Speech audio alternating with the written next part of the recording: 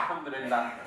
बहुत busy schedule, आप यकीन माने कि हर लम्हा इतना कीमती था आज का हजरत का, लेकिन उसके बावजूद हजरत ने ऐसी करम नवाजिश फरमाई कि हजरत ने अपना वक्त दिया।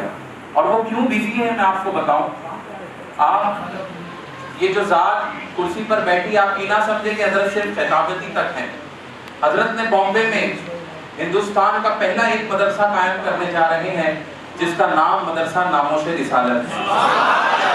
वो सरजमीन विक्रोली में 2000 स्क्वायर फीट की जमीन पर कायम हो रहा है।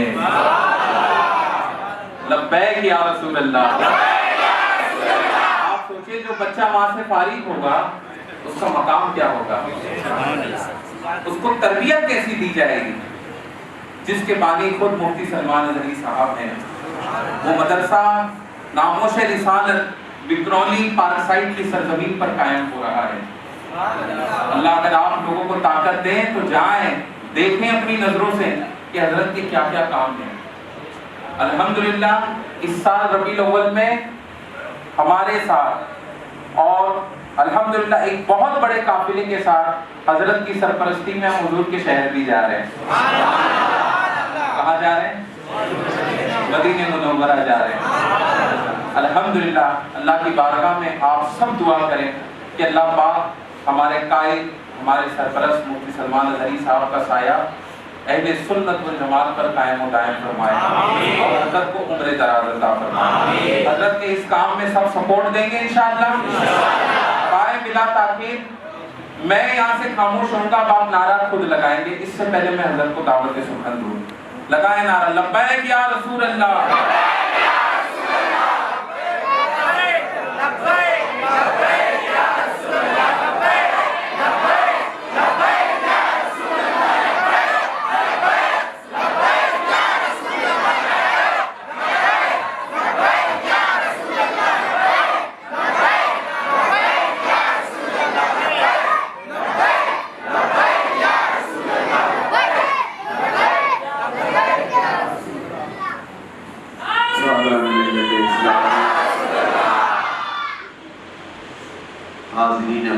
अस्सलामु अलैकुम व रहमतुल्लाहि व बरकातुहू।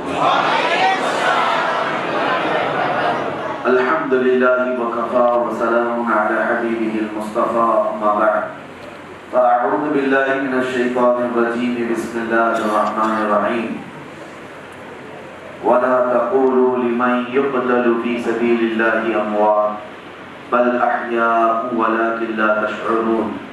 सदक़ल्लाहु मौलाना अज़ीम। बारगाह रिसालत मुआब सल्लल्लाहु तआला अलैहि वसल्लम में दुरूद पाक का हदिया पेश करें। अल्लाहुम्मा सल्लि अला सय्यिदिना व मौलाना मुहम्मद मअदनिल जूद वल करम व आलिहि व अस्हाबिहिल किराम व इब्निहिल करीम व बारिक व सल्लिम सलातन दाइमतन सरमदन अबदा।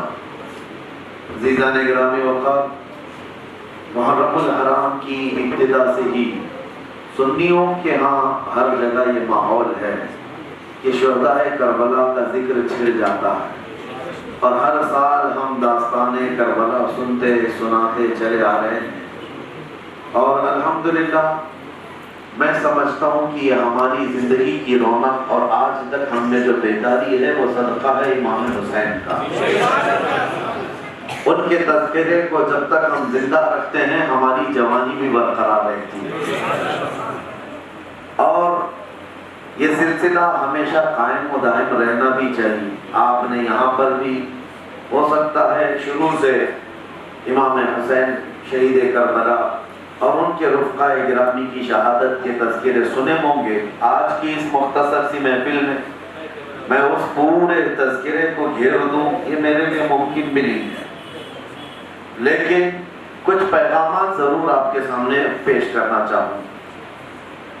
सबसे पहली बात तो ये है, लोगों को अगर ये लगता है कि ये करबला की दास्तान हर साल सुन्नी सुनाते चले आ रहे हैं, बाद लोग सोशल मीडिया में भी भोंकने भी लग गए कि ये मौलवियों ने अपने अपने नजरानों के लिए, अपने अपने रोजी के लिए, माश के लिए जलसे कायम कर रखे हैं और इसीलिए हर साल ये किस्से सुनाते रहते हैं। ان ظالموں کو یہ تو بات سمجھ میں آ رہی ہے کہ ہر سال وہی قصے سناتے ہیں. میں ان سے یہ کہتا ہوں چلو ہم سناتے ہیں لیکن یہ اتنا سارا مجمع ہر سال سنتا کیوں ہے؟ کیا ساری دنیا بھی پاگل ہے؟ مولوی اگر سنا رہا ہے تو سننے والوں کی بھیڑ بھی کیوں ہے ہر سال؟ اس کی ایک بات میں بتاؤں، ان کو ایسا لگتا ہوگا جو فلموں میں پلے بڑے ہوں گے یا پھر بالی ووڈ اور ہالی ووڈ کے سائے میں جن کی پرورش ہوئی ہوگی، 8 دن 10 دن اور مہینے بھر کے بعد ان کے قصے کہانیاں پرانی ہو جاتی ہیں، لیکن میرے رسول کے نواسے کا قصہ پرانا ہی نہیں ہوتا. یہ ہر زمانے میں لیٹسٹ ہے. اور آپ مجھے بتاؤ، بچپن سے سنتے آ رہے ہوں کہ ہر سال اور سب کو پتا ہے ہوا کیا تھا، اس کے باوجود جب بھی کوئی عالم سناتا ہے پھر آنکھیں بھیگ جاتی ہیں. سننے والے کی تو اپنی جگہ، ہم بیان کرتے ہیں ہماری آنکھیں بھیگ جاتی. اس کا اثر کیوں ہے میرے عزیز؟ دوسری کسی بھی کتاب کی کہانی اٹھاؤ اور پڑھو، ایک بار پڑھو گے، 2 بار پڑھو گے، 3 بار زیادہ سے زیادہ، آپ کو اچھا نہیں لگے گا اس کے بعد. لیکن حسین اعظم کا تذکرہ سالوں سال چلتا رہے گا. سنتے بھی رہتے ہیں اور پڑھتے بھی رہتے ہیں، لیکن اس میں کبھی اکتاہٹ اور بیزارگی نہیں آتی. اس کی ایک خاص وجہ میں آپ کو بتاؤں. اس کو سمجھنے کے لیے اس شعر کی طرف جانا چاہیے جس میں یہ کہا گیا ہے، سر داد نداد دست در دست یزید، حقا کے بنائے لا الہ است حسین. سر دے دیا ہاتھ نہیں دیا یزید کے ہاتھ میں، حقیقت تو یہ ہے کہ لا الہ کی جڑ کا نام حسین ہے. لا الہ کی اور لا الہ الا اللہ یہ ہمارے دین کی کیا ہے؟ بنیاد. دین کی بنیاد ہے. میں آپ سے پوچھتا ہوں ایک سوال، رسول پاک صلی اللہ تعالیٰ علیہ وسلم کے اس لائی ہوئی شریعت میں صحابہ کرام کا کلمہ کیا تھا؟ لا الہ. تابعین ان کے بعد جو آئے ان کا کلمہ کیا تھا؟ پھر اولیاء کرام ان کا کلمہ کیا تھا؟ اس کے بعد علماء کرام آئے، اس میں ان کا کلمہ کیا تھا؟ آپ کے پردادا لکڑ دادا ان سب کا کلمہ کیا تھا؟ آپ کے باپ کا دادا کا سب کا کلمہ. کبھی آپ نے جا کر اپنے باپ سے یا امام صاحب سے یہ کیوں نہیں پوچھا کہ 1400 سال سے ایک ہی کلمہ سنا رہے ہیں، کچھ نیا تو لاؤ؟ کبھی آپ نے پوچھا؟ کبھی نہیں پوچھا. ہمارے بچوں کو جب پڑھایا جائے وہ لا الہ الا اللہ پڑھتا ہے. اور اگر ہم کسی کو وظیفے کے طور پر بتا دیں 100 مرتبہ پڑھنا ہے، مزے لے کر پڑھتا ہے، اکتاتا نہیں، گھبراتا نہیں. وجہ یہ ہے میرے عزیزوں، اب قیامت تک دوسرا کلمہ آنا نہیں ہے، اس لیے اللہ نے اس کلمے کو ہر زمانے میں نیا رکھا ہے. ہر زمانے میں نیا ہے یہ کلمہ. اور کوئی آج تک یہ سوال نہیں کرتا کلمہ پرانا ہو گیا. تو اسی سے سمجھ جاؤ جب کلمہ پرانا نہیں ہوگا تو اس کلمے کی جڑ حسین کا ذکر بھی کبھی پرانا نہیں ہوگا. کبھی پرانا نہیں ہوگا. تذکرہ امام حسین میں وہ اثر ہے.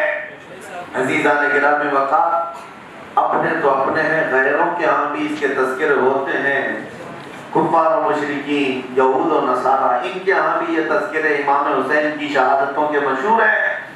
اور وہ لوگ بھی بڑی چاہ سے سنتے ہیں، بڑی رغبت کے ساتھ سنتے ہیں. اس تذکرے میں کوئی تو اثر ہوگا. یوں ہی اتنے سالوں سے محرم آتے ہی یہ تذکرے نہیں چھڑ جاتے. عزیزان گرامی اوقات، سید الشہداء امام علی مقام کے تذکرے نئے اور ہمیشہ لیٹسٹ ہونے کی ایک وجہ اور بھی ہے کہ قرآن کے فلسفے کو سمجھو. قرآن کیا کہتا ہے؟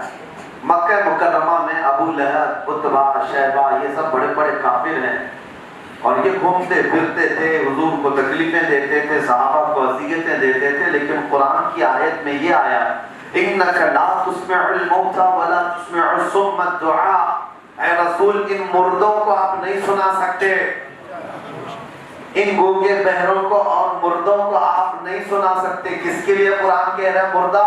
ابو لہب ہے، عتبہ ہے، شیبہ ہے، ابو جہل ہے، یہ سب زندہ ہیں، دنیا تو دیکھ رہی ہے، بازاروں میں چلتے پھرتے، کھاتے اٹھتے بیٹھتے بات کرتے، سب کچھ ہے، لیکن قرآن کیا کہہ رہا ہے؟ یہ مردہ ہے۔ رسول آپ انہیں نہیں سنا سکتے، مردہ ہے۔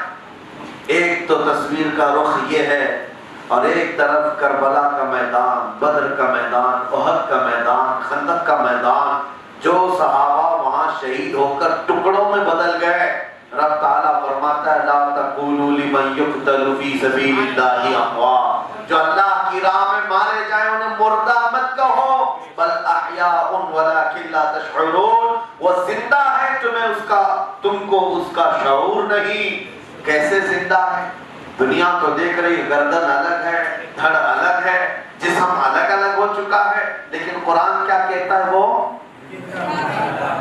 شہداء کے بارے میں قرآن کیا کہتا ہے؟ وہ جبکہ ان کے ٹکڑے ہوئے، سب سنتے ہیں آپ، گھوڑے دوڑا دیے گئے، اور ایک طرف مکہ میں چلنے پھرنے والے بڑے بڑے پہلوانوں کو قرآن کہتا ہے وہ مردہ ہیں، اور کٹے پیٹی ہوئی لاشوں کو قرآن کہتا ہے یہ زندہ ہے۔ پتہ کیا چلا؟ صرف چلنے پھرنے کا نام بھی زندگی نہیں، اور کٹ جانے کا نام بھی موت نہیں۔ حقیقت میں زندگی اور موت کیا ہے؟ زندہ رہ کر کیا کر میرے مصطفیٰ سے غداری کرتا ہے وہ مردہ ہے، اور مر کے ہزار ٹکڑوں میں بدل جائے، نبی پاک کی عظمت لے کر گیا ہے تو قیامت تک زندہ ہے، قیامت تک زندہ ہے۔ اب حسین اعظم کی شہادت وہ اپنے گھر بار بچانے کے لیے نہیں تھی، ناموس رسالت کی حفاظت کے لیے تھی، نبی پاک صلی اللہ علیہ وسلم کی شریعت طاہرہ کی عزت کی حفاظت کے لیے تھی۔ اس لیے ان کے ٹکڑے ہو جانے کے بعد بھی قرآن کی زبان میں حسین آج بھی زندہ ہے، امام حسین آج بھی اور صبح قیامت تک، حتیٰ کہ خالی تم ان کو یہ نہیں ہے کہ قرآن کہہ رہا ہے ان کو مردہ مت کہو، بلکہ دوسری جگہ اللہ فرماتا ہے گمان بھی مت کرنا، ان کو مردہ گمان بھی مت کرنا۔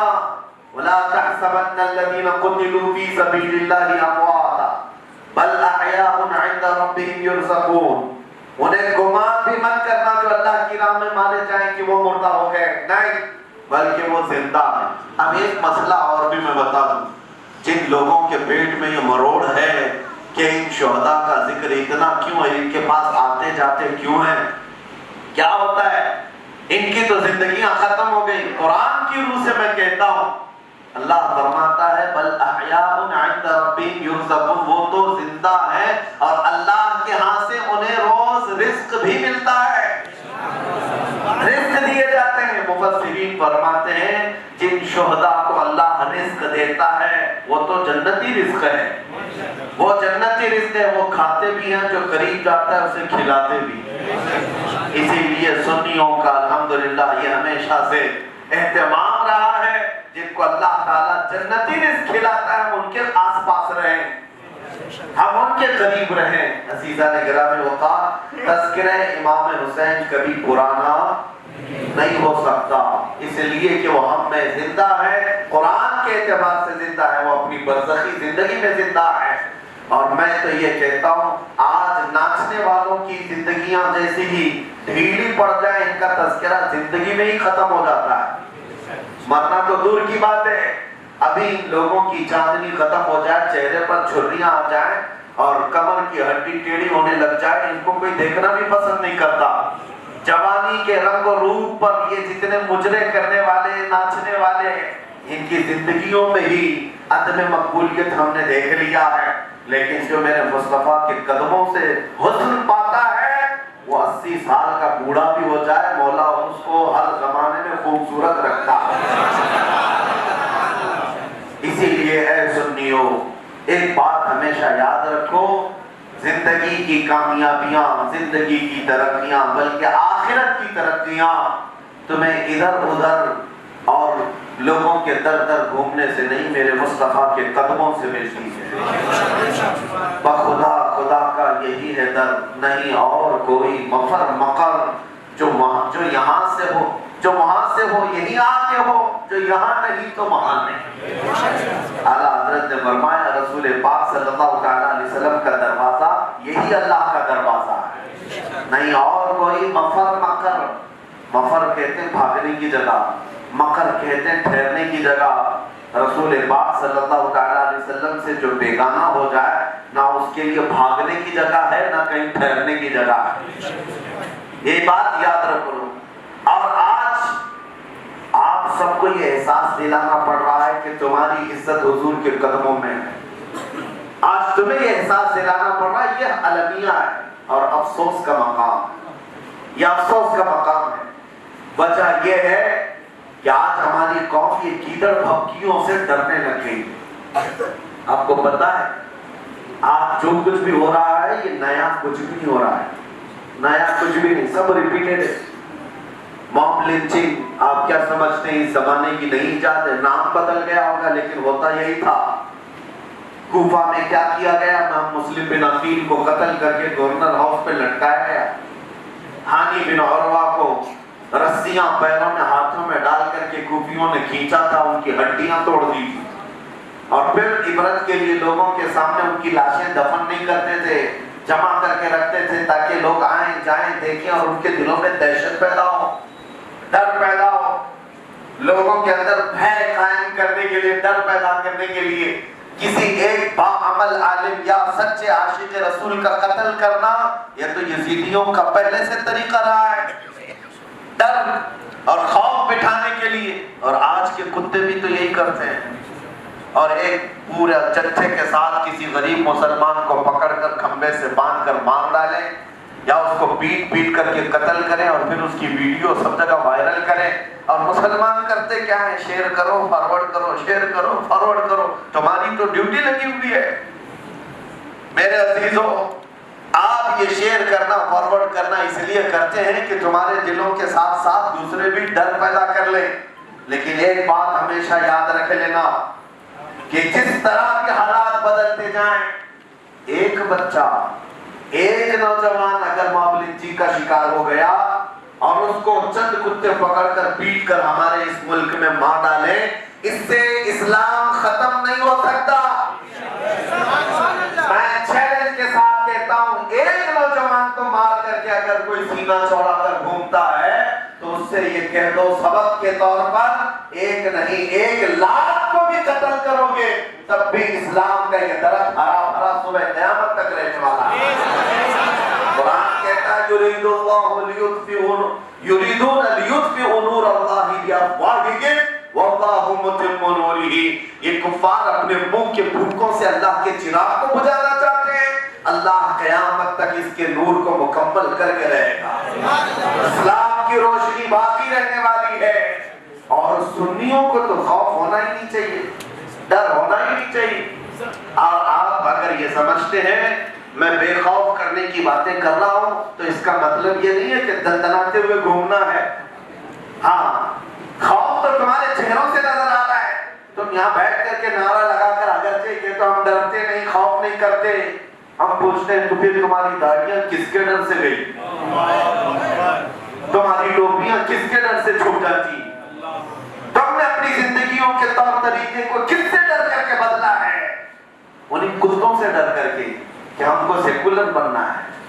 ہاں، میں صاحب کہتا ہوں نوجوانوں، بہتوں کے دلوں میں یہی بات ہے کہ ہم کو سیکولر بننا ہے۔ اور سیکولر کا مطلب جانتے ہو؟ منافق، تو ادھر کا بھی نہیں ادھر کا بھی نہیں، سب راضی رہے۔ کچھ لوگ تو آج یہ بھی سوچتے ہیں بچوں کا ایسا نام رکھیں، کامن نام، کہ سمجھ میں نہ آئے ہندو ہے کہ مسلمان ہے۔ بزنس کا نام ایسا رکھا جائے تاکہ کچھ پتہ نہ چلے، سب آتے رہیں جاتے رہیں۔ تم خود ہی تو ڈر تمہاری زندگی میں یہ دکھ رہا ہے۔ اور مشکات شریف کی حدیث، ابو داؤد شریف کی حدیث ہے، میرے آقا صلی اللہ تعالیٰ علیہ وسلم ارشاد فرماتے ہیں وَلَيَقْذِفَنَّ اللَّهُ عَلَىٰ قُلُوبِكُمُ الْوَهْنَ، اللہ ان قریب تمہارے دلوں پر وہن ڈال دے گا۔ صحابہ نے پوچھا وَمَا الْوَهْنُ یا رسول اللہ، یہ وہن کیا چیز ہے اللہ کے رسول؟ ہمارے دلوں کے اندر وہن آ جائے گا۔ نبی پاک صلی اللہ تعالیٰ علیہ وسلم ارشاد فرماتے ہیں وہن، جس کا مطلب یہ ہے کہ کافروں کا، دشمنوں کا خوف تمہارے دلوں پر سوار کر دیا جائے گا، ڈر تمہارے دلوں پر بٹھا دیا جائے گا۔ حضور سے صحابہ نے پوچھا ایسا کیوں ہوگا؟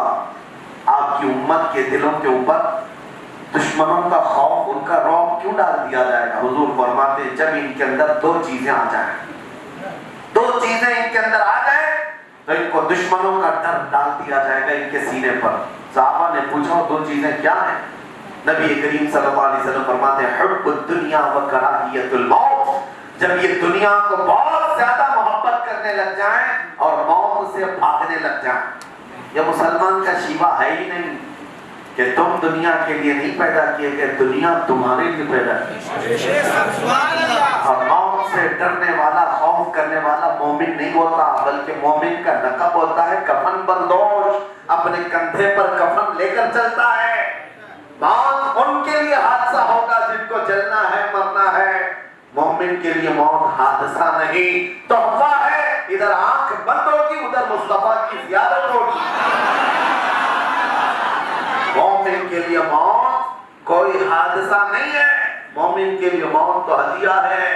الموت جسر یوصل الحبیب الی الحبیب، عربی میں کہا گیا ہے موت تو ایک برج کا نام ہے، ایک حبیب کو دوسرے حبیب سے ملا دے۔ ساری طاقت جمع کر کے، چاہ کر کے بھی تم کتنے سال جی لو گے؟ 60 سال، 70 سال، 80 سال، 90، 100 سال جیو گے؟ اس کے بعد ایک دن تو جانا ہے، مرنا تو ہے، یہ سب کو پتا ہے۔ دنیا کی بڑی بڑی طاقتوں کو بھی پتا ہے کہ انہیں مرنا ہے۔ آپ سب کے پاس اتنا مال بھی نہیں جتنا نمرود، شداد، قارون کے پاس، اور اپنے بچنے کے لیے بہت سارے علاج کرانے کے بھی آج وہاں یہاں پر معاملات ہیں، لیکن اس کے باوجود موت سے انسان غافل ہو کر کے اپنے دلوں پر خوف دشمنوں کا ڈال کر کے یہ سوچتا ہے جس کا جھنڈا لہرا رہا ہے اسی کی جے جے کرتے گھومیں گے، ہماری بھی دنیا چلے گی، گھر ہمارا بھی چلے گا اور حکومت کے ساتھ ہمارا بھی میل جول باقی رہے گا۔ اس طرح کی حرکت کو حسینی مشن نہیں کہا جاتا۔ امام حسین کو سننے والا اور امام حسین کا پیروکار وہ تخت پر کون بیٹھا یہ نہیں دیکھتا، بلکہ یہ دیکھتا ہے میرے مصطفیٰ کی شریعت کس کے اندر ہے۔ آپ کو پتا ہے سارے مورخین نے لکھا ہے مدینہ طیبہ میں امام حسین جب سے یزید کو سب سے بڑا خطرہ اس کی خلافت کی کرسی کو ہلانے کے لیے، کیونکہ اور بھی بڑے بڑے صحابہ تھے، سب کے پاس اس نے پیغام بھیجا ہے، اس میں سب سے بڑا اس کو خطرہ یہ تھا کہ حسین ابن علی اگر اعلان کر دیا اپنی خلافت کا تو میرا مسئلہ ہو جائے گا۔ اس لیے اس نے مدینے کے گورنر ولید بن عقبہ کو زور زبردستی ان سے بیعت لینے کا حکم دیا تھا۔ ولید بن عقبہ اس نے کوئی ایسی زور زبردستی تو نہیں کی، لیکن امام حسین کو بلا کر دونوں آپشن رکھے تھے، آپ مان لیں، حالات جیسے مان لیں، آپ کے بھائی نے بھی تو صلح کر لی تھی، آپ مان لیں اس سے ہوگا یہ، مدینہ بھی آپ کا محفوظ، وطن بھی، گھر بھی، بچے بھی، پلس یہ ہے کہ ہر سال نہیں بلکہ ہر مہینے وہاں سے بھاری بھرکم وظیفے بھی آ جائیں، اور ہو سکے تو یزید سے کہہ کر آپ کو کسی علاقے کا گورنر بھی بنایا جائے۔ عیش و عشرت سب کچھ ہے۔ مجھے بتاؤ میرے عزیزو، آج تو لوگ ویل سیٹل کے لیے، اچھا سیٹ ہونے کے لیے کیا کیا چیزیں قربان کر جاتے ہیں، بہت کچھ قربان کر کے جاتے ہیں۔ امام حسین کے پاس یہ آپشن تو تھے کہ میرے بچے بھی سیٹ ہو جائیں گے، ساری چیزیں، مدینے میں رہتے رہتے 1,00,000 دینار کا وہ مشاہرہ جب ان کے بڑے بھائی کو امیر معاویہ دیا کرتے تھے تو امام حسین شرطوں میں رکھ کر کے مطالبہ کر سکتے تھے، میں تیرے خلاف نہیں کھڑا ہوں گا، مجھے 1,00,000 نہیں 2,00,000 دینار دیا کر۔ یزید مان لیتا اور اس کے لیے بڑی خوشیاں تھی کہ اگر امام حسین مان لیتے یقیناً وہ کسی اور جگہ کا گورنر بھی بنا دیتا، سب کچھ ٹھیک ٹھاک۔ لیکن امام حسین رضی اللہ تعالیٰ ان کے نزدیک صرف ان کا خاندان نہیں تھا، ان کا گھر نہیں تھا، ان کے نزدیک صرف ان کا عیش یا ان کی لائف، ان کی زندگی نہیں تھی، وہ صبح قیامت تک کے معاملات کو سوچ رہے تھے۔ کیوں؟ صبح قیامت تک کے معاملات کو سوچ کر کے وہ نکلے کہ اگر بظاہر میں مصلحت کے ساتھ ان کے ساتھ صلح کر لوں تو معاملات تو ٹھیک ہو جائیں گے۔ لیکن آج میں آپ سے پوچھتا ہوں، مقتدی جیسا بھی ہو، मुक्तदी जैसा भी हो, चोरी करता हो, शराब पीता हो या जो कुछ भी गुनाह करता हो, लेकिन वो सफों में खड़ा तो हो सकता है। इमाम कैसा होगा ये हर एक की फिक्र होती है। क्यों? किसी चोर को आप मुसल्ले इमामत पर खड़ा कर देंगे जिसकी चोरी जाहिर हो गई हो? अरे चोरी बहुत दूर की बात, दाढ़ी कटी हो तो हम आगे नहीं बढ़ाते, और दाढ़ी भी बहुत दूर की बात, पायजामा नीचे हो तो पीछे लग जाए इमाम। इमाम साहब ये मकरूह हो रहा है, होता है। हम इमाम को परखते हैं, ये सिर्फ आपकी जगह की नहीं, पूरी दुनिया में इमाम के लिए ऐसे हालात, पूरी दुनिया में लोग अपने इमाम को सोचते हैं वो परहेजगार होना चाहिए। मैं कहता हूं ये फिक्र जो आई है ये सदका है इमाम हुसैन का। ये जो फिक्र है ना हमारा इमाम अच्छा हो, ये फिक्र जो तुम्हें मिली आज तक, बल्कि सुबह क़यामत तक। इसीलिए शायर ने बहुत अच्छे अंदाज में कहा था, न पूछ वक्त इन बेकिताबे जुबान किताबों को, न पूछ वक्त इन बेजुबान किताबों से, जब अज़ान होती है तो समझ जा हुसैन जिंदा है।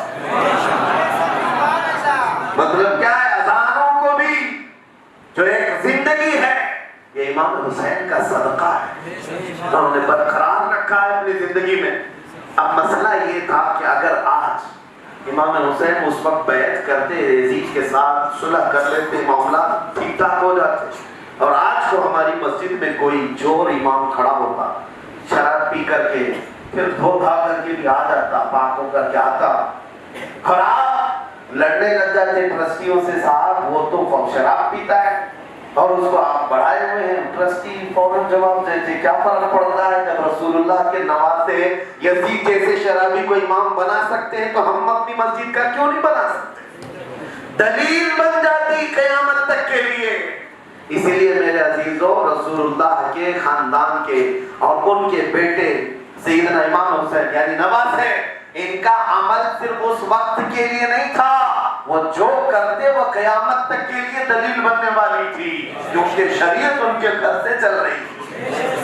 अब ये बात कह करके मैं अब आपको ये मैसेज देना चाहता हूँ, अगर सच्चे माने में हुसैनी किरदार अपनाना चाहते हो तो एक बात याद रख लो, जालिम ताकतों और बातिल कुव्वतों से डर कर तुम अपने दीन में कंप्रोमाइज करने लग गए तो ये हुसैनी किरदार हो ही नहीं सकता। अगर थोड़ी तकलीफें आ जाएं, आ जाने दो, इसलिए कि लोग ये शहादत कहे उल्फत में है कदम रखना, लोग आसान समझते हैं मुसलमान होना। मुसलमानों को ऐसा लगता है बस सुबह दोपहर शाम बड़े का गोश्त मिले और हम मुसलमान हैं। खाने पीने के लिए सब वाफर मिकदार में होना चाहिए, अच्छा फ्लैट हो, अच्छी गाड़ी हो, अच्छे कपड़े हो, सब मामला सही हो। मेरे अजीजों, ये तो रब का कितना बड़ा एहसान है कि इस आज़ादी के माहौल में आपको अपनी शरीयत पर अमल का मौका मिला है। उन लोगों से पूछो जिनकी गर्दनों पर तलवार रहती फिर भी वो सजदा करने को जरा बराबर ताखीर नहीं करते। यहाँ तक कि उनकी मस्जिदों में, उस जमाने की मस्जिदों में कोई कालीन का चटाई नहीं, नंगी जमीन पर वो कंकरियां चुभती रहती, लेकिन एक सजदा भी उनका कज़ा नहीं होता था।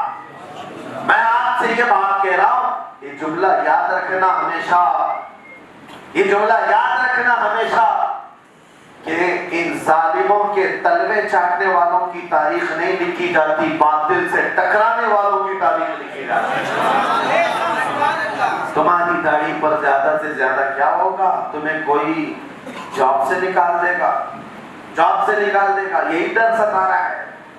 और तुमने खुद अपने हाथों से ये सारी चीजें कर डाली, और ये सब कॉन्सेप्ट जो फैला हुआ है ये तुम्हारे अपने अमल की वजह से।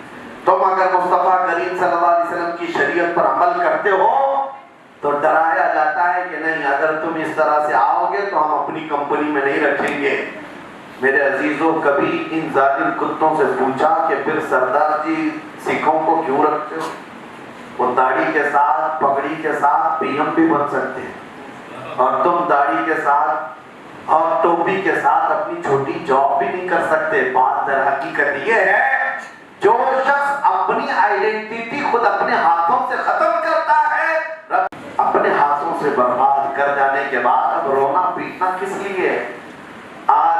ان تمام معاملات کے لیے میں صرف پیغام یہی دوں گا، امام حسین اعظم کی اتنی بڑی قربانیاں سنتے ہو تو ذرا اپنے دل کو بیدار کر، ضمیر کو زندہ کر، کچھ تو قربانیاں ہمیں بھی دینی پڑیں گی، کچھ تو دینی پڑیں گی۔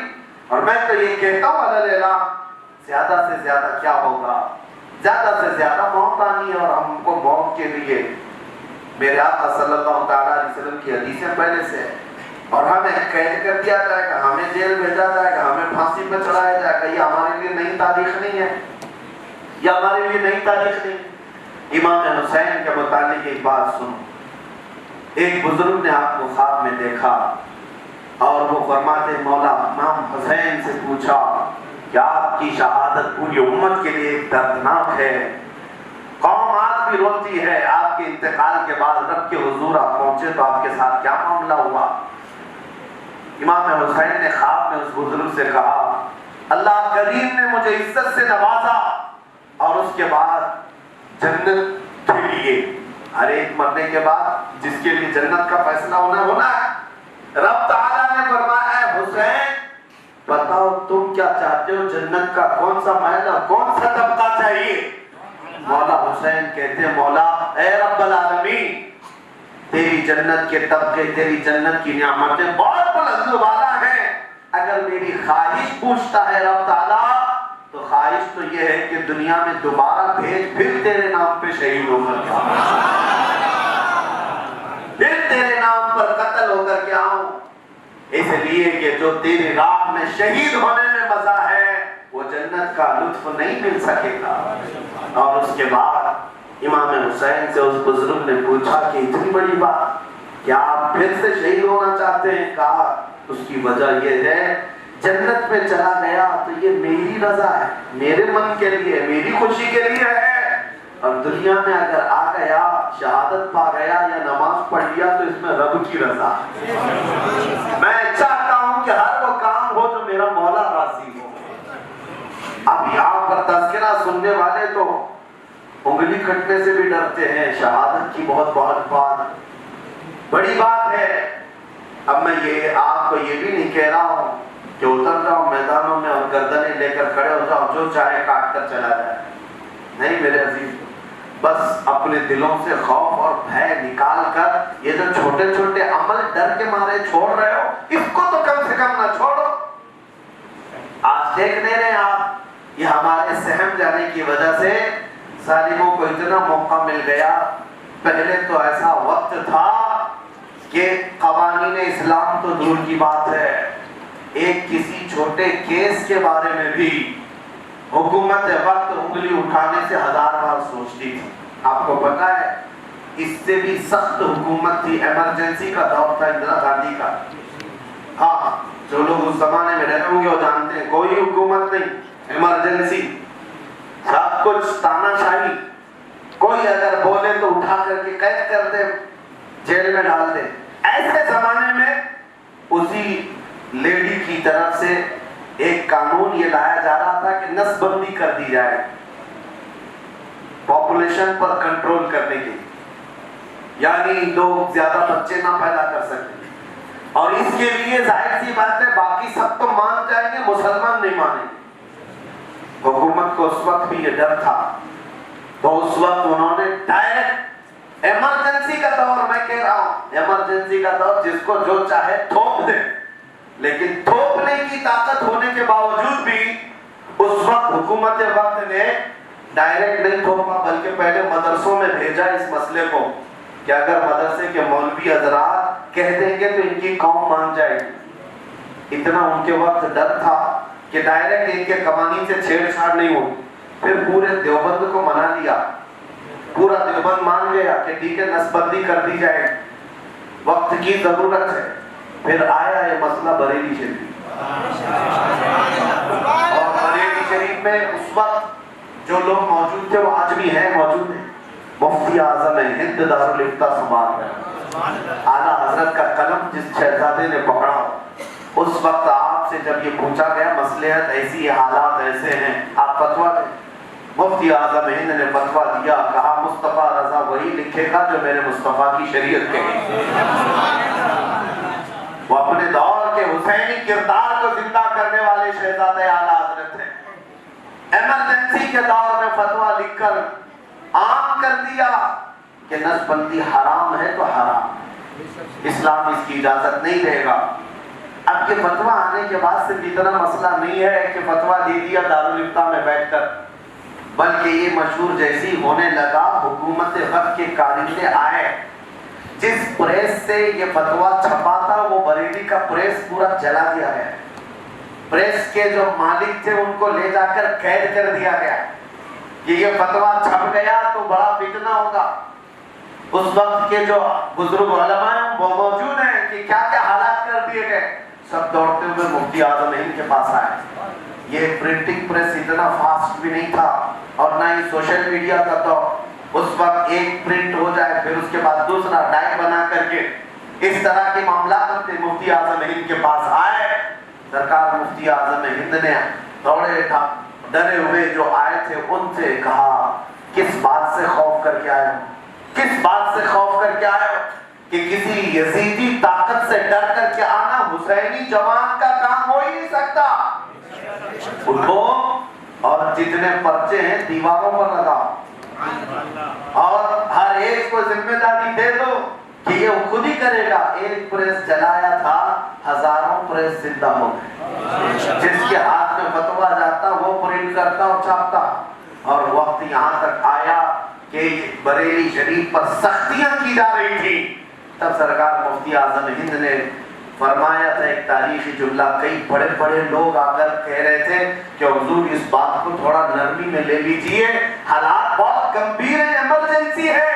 مفتی اعظم ہند نے فرمایا تھا کہ فتویٰ تو نہیں بدلے گا، حکومت بدل جائے گی۔ میرے عزیزوں، دنیا نے دیکھا ہے اس کے بعد تختہ پلٹ گیا تھا، تختہ پہنچ ایمرجنسی آئرن لیڈی کا تختہ پلٹ گیا۔ اگر آپ کا عزم ہو، جوانی ہو، قوت ارادی بیدار ہو تو مولا کی مدد تو آ ہی جاتی ہے، لیکن پہلے تو امتحان آپ کے استقامت کا لیا جائے گا، کب تک تم کھڑے ہو میدان میں۔ میں یہ بات اس لیے چھیڑا کہ اس دور میں جب ایمرجنسی جیسی سختیاں تھی، وہ قوانین اسلام کے بارے میں ہاتھ لگانے سے ڈرتے۔ پہلے ان کو اعتماد میں لے لیں، ان کو کانفیڈنس میں لے لیں، جتنے مسلمان ادارے ہیں ان کے پاس پہلے بھیج کر ان سے رائے لے لیں، یہ معاملات چلتے تھے۔ پھر جب شاہ بانو کا کیس آیا تب بھی حکومت کس طرح بیک فٹ پر جا چکی تھی، تاریخ جو جانتے ہیں وہ جانتے ہیں۔ ایک طلاق کا مسئلہ تھا لیکن پورے ہندوستان کا مرکزی عنوان بن گیا تھا شاہ بانو کیس میں، یہ سب کو پتا ہے۔ اس وقت حکومت بیک فٹ پر چلی جاتی تھی، لیکن آج حالات ایسے ہیں، مسجد شہید کر دینے کے بعد بھی انہوں نے دیکھا تھا پورا ہندوستان آگ میں جل گیا تھا۔ پتہ ہے 92 کے بعد کیا کیا ہوا؟ ایک ہی مسجد تو ٹوٹی تھی، شہید ہوئی تھی، لیکن پورے مسلمانوں میں غم و غصہ تھا اور سب کے دلوں کے جذبات کو ٹھیس پہنچی تھی، اسی وجہ سے تو فسادات بھڑک اٹھے تھے۔ لیکن زمانہ بیتتا گیا، تمہارے دلوں پر دنیا کی چھاپ ایسی ڈالنا شروع کر دیا گیا کہ تم دنیا کی طرف بھاگتے اس قدر دبیز پردے تمہارے اندر آ گئے کہ آپ توڑنا تو دور کی بات، بانٹ بھی دیا دوسروں کو، کسی کی کوئی آواز نہیں، فرق نہیں پڑتا، دیکھ لیا۔ اس کے بعد پھر اب خاص طور پر تمہارے قوانین سے چھیڑ چھاڑ کیا جانے لگا، تمہارے کشمیر کے مسئلے، آسام کے مسئلے، اور اس کے بعد پتہ نہیں کیا کیا NRC CAA، یہ سب چیزیں دیکھ لیا۔ ابھی آپ نے 3 طلاق کو ختم کر دو، یہ ساری چیزیں۔ میاں حقیقت بات تو یہ ہے، نہ ان کو 1 طلاق سے مسئلہ ہے نہ 3 طلاق سے مسئلہ ہے، مسئلہ تو صرف اور صرف تمہارے ساتھ چھیڑ چھاڑ کرنے سے، قوانین اسلام سے۔ اب تو بات یہاں تک آ گئی ہے کہ تمہارے قوانین جو لا ہیں، خاص طور پر پرسنل لا، یہ ختم کر دیے جائیں۔ تمہاری شادی بھی ہوگی، طلاق بھی ہو، وراثت بھی ہو، عدت بھی ہو، جو کچھ بھی معاملات ہوں گے وہ جیسے یہاں سب کے ہندوؤں کے ہوتے ہیں ویسے ہی تمہارے بھی، سب ختم کر۔ کل کو قرآن پر پابندی آئے گی، ابھی سے آوازیں نہیں اٹھا رہے کہ 26 آیتیں نکال دو، اس میں کٹرتا کی تعلیم دی جاتی۔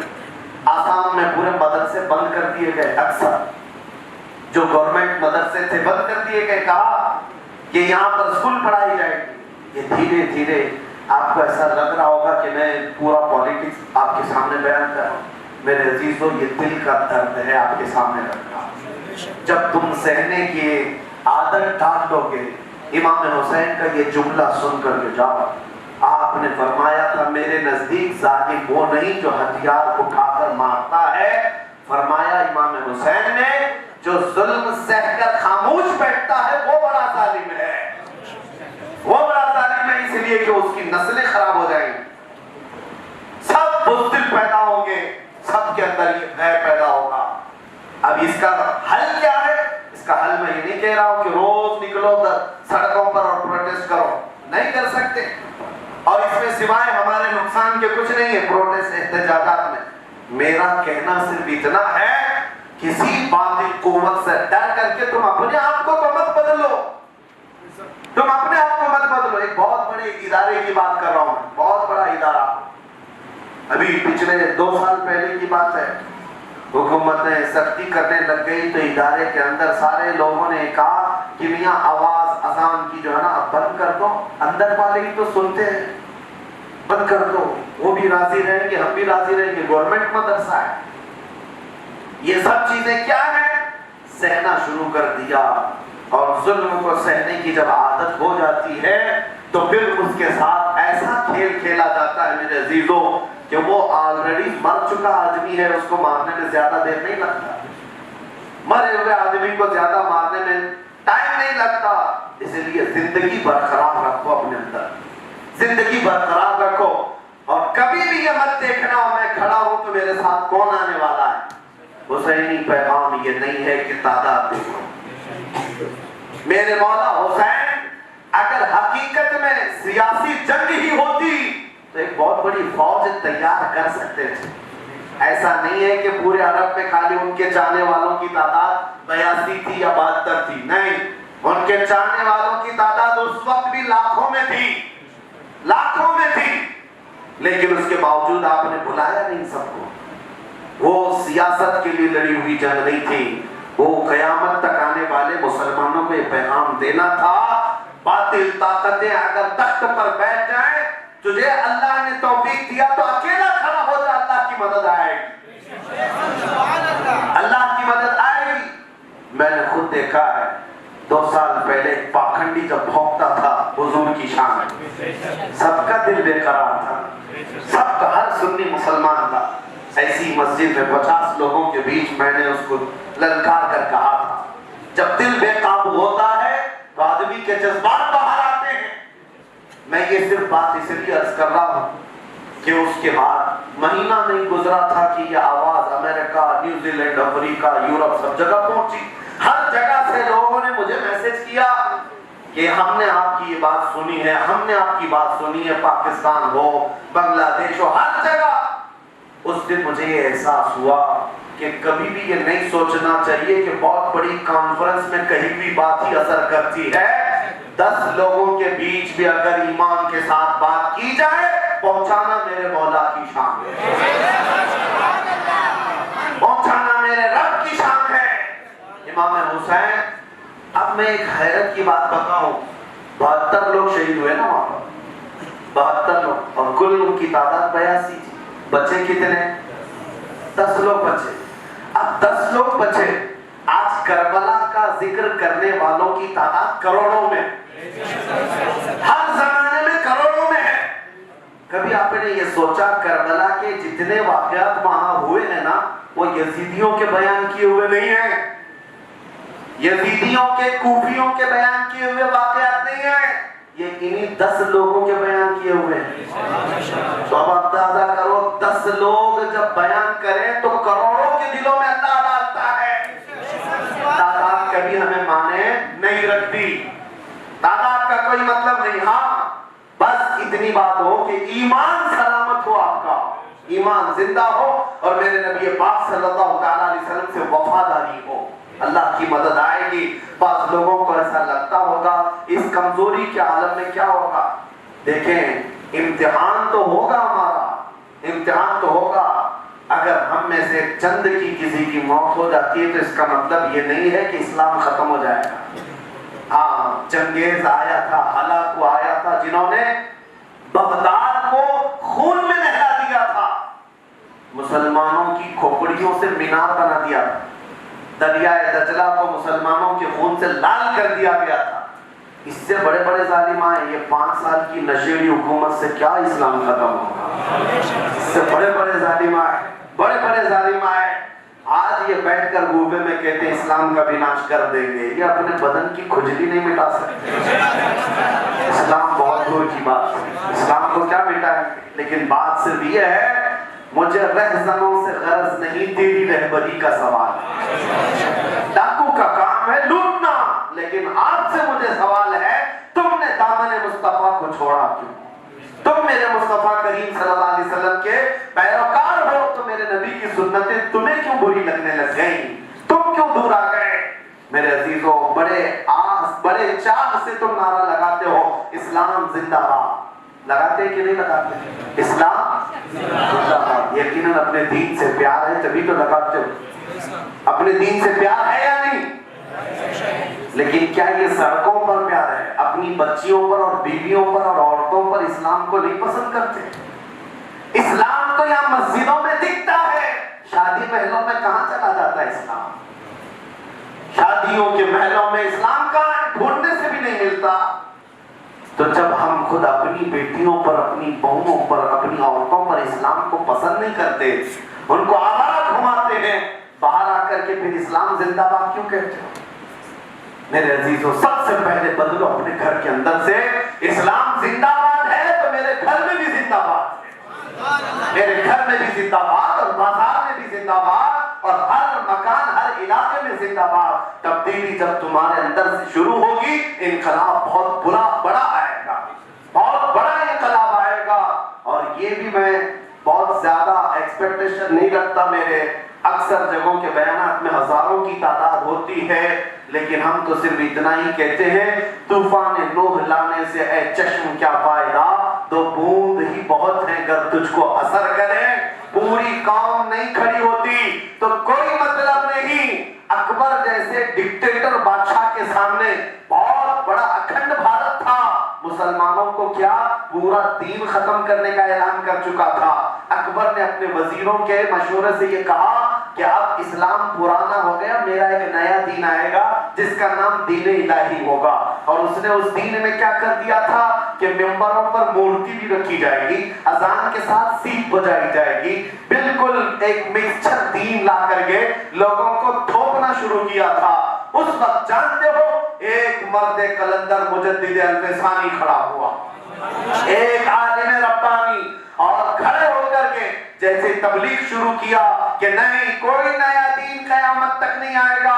اس روئے زمین پر اسلام نام سے کوئی دین ہوگا تو شریعت مصطفیٰ ہوگی، میرے نبی کا دین ہوگا. اور یہ جب اعلان ہوا تو بادشاہ نے کیا چھوڑ دیا؟ بادشاہ نے پکڑ کر مولانا کو قید کر دیا، 8 سال جیل میں ڈالا، گوالیار کی جیل میں ڈال دیا. لیکن اس مجدد الفسانی نے جیل کے قید ہو جانے کے بعد بھی مشن کو کبھی بند ہونے نہیں دیا. بلکہ معاملہ یہ ہے، بادشاہ اکبر مر گیا، بیٹا جہانگیر تخت پر آیا، اور گوالیار کی جیل سے ایک شخص قاصد آیا اور بادشاہ سے کہا کہ گوالیار کی جیل کے کچھ حالات بتانے ہیں. کہا کیا ہوا؟ کہا آپ کے باپ کے زمانے میں ایک مولانا کو قید کیا گیا تھا، وہ آپ کے باپ کے دین کا مخالف تھا، کٹر مخالف تھا. تو جہانگیر نے پوچھا ہوا کیا؟ قاصد کہتا ہے ہوا یہ ہے اس نے 8 سال کے اندر وہاں جیل میں 700 عالم بنا دیے ہیں. جو چوری میں گئے، جو ڈکیتی میں گئے، جو مجرم وہاں جیل کے قیدی ہیں، ان کو تو اس نے عالم بنایا ہے. جیل کے اندر جا کر دیکھیں تو لگتا نہیں جیل ہے. فجر کی نماز جماعت سے، ظہر کی نماز جماعت سے، عصر کی نماز جماعت سے، مغرب ہو جاتی ہے، قرآن کی تفسیر الگ ہو رہی ہے، حدیث رسول سنایا جا رہا ہے. جیل نہیں لگتا، گنبد خضرا کی چھاؤں لگتی ہے. یقین محکم عمل برہم جہاد محبت فاتح عالم، جہاد زندگانی میں ہے یہ مردوں کی شمشیریں. علامہ اقبال نے کہا تھا اگر پکا یقین ہے اور کنٹینیو کام کرنے کا جذبہ ہے تو یہ دو چیزیں کسی کے پاس ہو تو یہ دو تلواریں اس کے لیے کافی ہو جائیں گی. یہ بہت بڑی تلواریں ہیں. اللہ کی ذات پر یقین اور کنٹینیو کام کرنا. یہ نہیں کہ گھبرا کر ایک جمعہ سے دوسرے جمعہ چھوڑ دینا. حالات برے ہو سکتے ہیں لیکن میرے رب تبارک و تعالیٰ کے بارگاہ سے یقین تمہارا وابستہ ہونا چاہیے. ارے وہ سیدنا نوح علیہ السلام اللہ کے نبی 950 سال تبلیغ کیے, صرف 80 لوگ ایمان لائے تھے, لیکن انہوں نے شکایت نہیں کی مولا کی بارگاہ, مولا میری اتنی لمبی تبلیغ سے صرف 80 لوگ ایمان لائے. نہیں, بلکہ یہ کہا ان اجری الا علی رب العالمین, میرا جو کچھ اجر ہے وہ رب العالمین کی بارگاہ میں. اسی لیے سنیو آپ کے اوپر ایک بہت بڑی ذمہ داری ہے. سوشل میڈیا کے دور میں ایک نصیحت کر کے جاتا ہوں, اپنے بچوں کو انٹرنیٹ دے کر آوارہ مت کر دینا اور ان کو یہ مت کہنا کہ دین اسی سے سیکھ لو, ورنہ یہ گوگل کے شاگرد کہاں جا کر پھنسیں گے آپ کو پتہ بھی نہیں. ایسے ایسے اس میں چوہے اور کتے آئے ہوتے ہیں جو آپ کے دین کا چھٹا بگاڑ کر تمہارے دلوں کے اندر, تمہارے بچوں کے دلوں کے اندر شبہوں کو شبہات پیدا کر رہے ہیں. 2 دن پہلے ایک نوجوان حضرت عمرو بن عاص کے بارے میں کئی حضرت ابو سفیان کے بارے میں, حضرت امیر معاویہ تو چھوڑو, ان سے بڑے بڑے آگے کے صحابہ پر بھی طعن و تشنیع کرنے لگ گیا. کہا انہوں نے ایسا کیا, انہوں نے ایسا کیا, حضرت عثمان کی پالیسیاں ایسی تھی. میں نے کہا کہاں سے لا رہا ہے بھائی تو یہ سب کہاں سے لا رہا ہے؟ کہا ہم سوشل میڈیا پہ انجینئر مرزا کو سنتے ہیں. اچھا, یہ ساری چیزیں سن کر کے تمہارے دلوں کے اندر کیڑ پیدا ہونے لگ گیا. حالت یہ ہے کہ تم نے یہ نہیں دیکھا رسول اللہ کے وہ صحابہ جنہوں نے ایک لمحہ پایا, ایک آن پایا ہے, حضور کی زیارت کا ایک آن پایا ہے. تم اپنی 1 لاکھ زندگی کی عمر کو بتا لو تب بھی اس ایک آن کے برابر نہیں ہو سکتے. تم عبادتوں پر عبادتیں کرو, صحابی کے اس ایک لمحے کے برابر بھی زندگی تمہاری نہیں ہو سکتی. ان صحابہ کے اوپر آپ بھونکنے لگ گئے. اس لیے میرے عزیزوں, آپ کی یہ ذمہ داری ہے سنی علماء سے امام حسین کا تذکرہ سنتے رہو اور اپنے بچوں کو گڈی گھوڑا چور پولیس علی بابا 40 چور کہانیاں سنانے کی بجائے رسول اللہ کے بیٹے کی کہانیاں سناؤ, کربلا کے واقعات سناؤ, فاطمہ الزہرا کو سناؤ. بچیاں آج مرتد نہیں ہوں گی, سیدہ کائنات کی محبت ان کے دلوں میں ہوگی. اب وہ کہاں سے سنائیں؟ آپ تو سناتے نہیں, پہلے کی دادیاں سناتی تھی, پہلے تو باپ سناتے تھے یا ماں سناتی تھی. اب نہ باپ کو فرصت ہے نہ ماں کو فرصت ہے. ہاں, بچے سے ملتے بھی ہیں سنڈے ٹو سنڈے, باقی تو اسکول میں. صبح اس وقت اسکول چلا جاتا ہے بچہ جب باپ سو رہا ہوتا ہے, اور جب باپ ڈیوٹی کر کے آتا ہے تو بچہ تھک کر کے سو چکا ہوتا ہے, تو اس سے تو ملاقات ہی نہیں ہو پاتی. ہفتے میں ایک مرتبہ, وہ بھی سنڈے, اور اس دن تو پکنک پہ جانا ہے, کہیں چلے جانا ہے. یہ ہماری زندگی گزارنے کے طور طریقے. زمانہ بیت گیا, ہم اپنے بچوں کو لے کر بیٹھے نہیں ایک بات دسترخوان پر, اور یہ بتانا بھی بھول گئے کہ میرے رسول کا گھرانہ کیسا تھا. میرے عزیزوں, دوسروں کی باتیں بعد میں اثر کرتی ہیں, پہلے باپ کی بات بچے پر اثر کرتی ہے, ماں کی بات بچے پر اثر کرتی ہے. اس لیے دین کو منتقل کرنے کا ذمہ آپ اٹھاؤ. انشاءاللہ آج کے دن یہ ہم عزم کر کے اٹھیں گے, جب تک جئیں گے حسینی مشن کو زندہ کریں گے انشاءاللہ, کردار حسین کو زندہ کریں گے انشاءاللہ, اخلاق حسین کو زندہ رکھیں گے انشاءاللہ, اور دنیا کو یہ بتائیں گے تخت و تاج کے مالک ہو جانے کا نام کمال نہیں, کٹ جانے کے بعد بھی کروڑوں دلوں میں بس جانا یہ حسین کا کردار ہے. اللہ کریم نے امام حسین کو مقام دیا ہے. یزید کوئی قبر ڈھونڈنے سے بھی نہیں ملتی. دمشق والے بتاتے ہیں کسی کچرے کے گڑھے میں وہ گم ہو گئی, لیکن کربلا کے میدان میں جاؤ, وہ عالی شان گنبد اور وہ عالی شان مقبرہ کہ اس گولڈن گنبد کے اوپر لہاتا ہوا جھنڈا آج بھی یہ ظاہر کر رہا ہے شاہ است حسین, بادشاہ است حسین. اس وقت سے لے کر آج تک حسین اعظم کے کربلا میں جاؤ تو لگتا ہے کل بھی بادشاہ تھا آج بھی بادشاہ ہے. اور صرف باہر سے نہیں, اندر قبر کے بعد ہر سال الحمدللہ جاتا ہوں, زیارت ہوتی ہے قبر انور پر جو جالیاں لگی ہیں, دور دراز سے ایک نہیں ہزاروں لوگ اپنی اپنی अपनी हाजतें चिट्ठियों में लिख करके लाते हैं, कब्र के अंदर डाल के चले जाते हैं, जालियों के अंदर डाल के चले जाते हैं। हमने पूछा ये कब से सिलसिला? कहा बहुत सदियों से चल रहा है, सैकड़ों सालों से चल रहा है। कहा लोगों का क्या यहाँ पर गुमान है, उनका एतकाद क्या है? कहा जितने लोग अपनी परेशानियां लिख करके लाते हैं, मेरा बेटा बीमार, मेरी बेटी बीमार, मेरे तिजारत में खसारा, मेरी माँ को तकलीफ, लिख करके लाते हैं, अपने घर जाने तक उनकी मुरादें पूरी होती हैं। एतकाद है इमाम हुसैन के रोजे से। मैंने कहा होती है नहीं होती है ये बात की बात, लेकिन दुनिया आज भी अपनी हाजतें लेकर जा रही है। इसका मतलब है बादशाह जिंदा है और भी आया हाजतें ला रही है। मरे हुए बादशाह के पास कोई जाता नहीं है, मरे हुए बादशाह के पास कोई अपनी हाजत लेकर जाता है।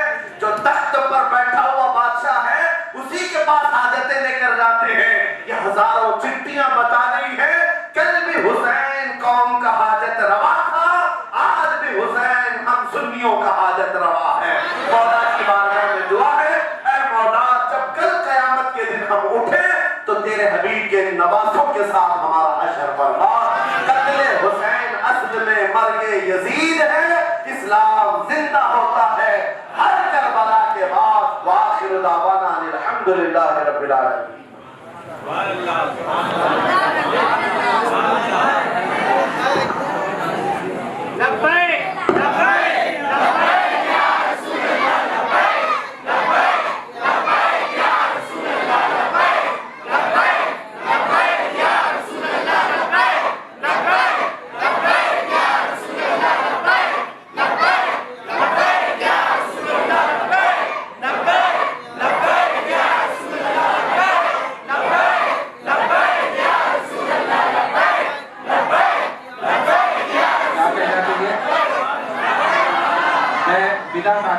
आईजी अगर है तो वो तशरीफ लाए। मैं सरदार सेठ से गुजारिश करूंगा कि वो हमारे मुअज़्ज़ज़ मेहमान मुफ्ती सलमान अज़हरी साहब की शॉल पोशी फरमाए और उनकी ये गुलपोशी पेश फरमाए।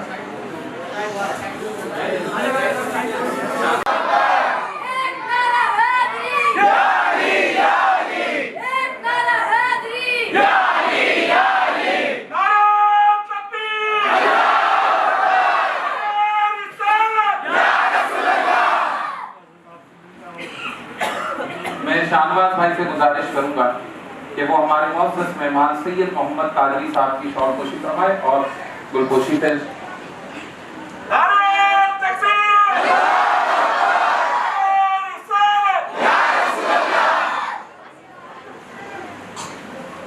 ईमान ताज़ा हो गया है अल्हम्दुलिल्लाह।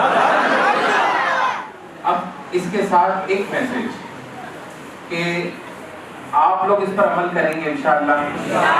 जो दाढ़ी नहीं रख रहे वो दाढ़ी भी रखेंगे इंशाअल्लाह। इसके साथ एक मैसेज सुन ले कि हजरत का मदरसा नामोश रिसालत बिकरौली की सरजमीन पर ज़ेरे तालीम है, डेमोलिश हो चुका है, ज़मीन खरीद ली गई है।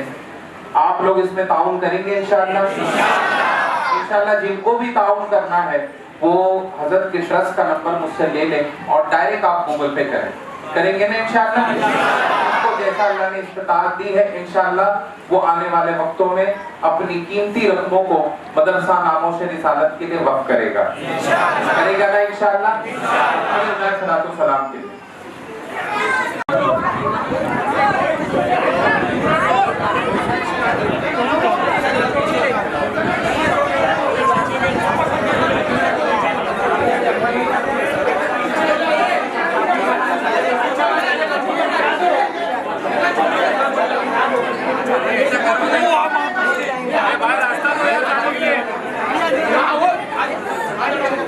सब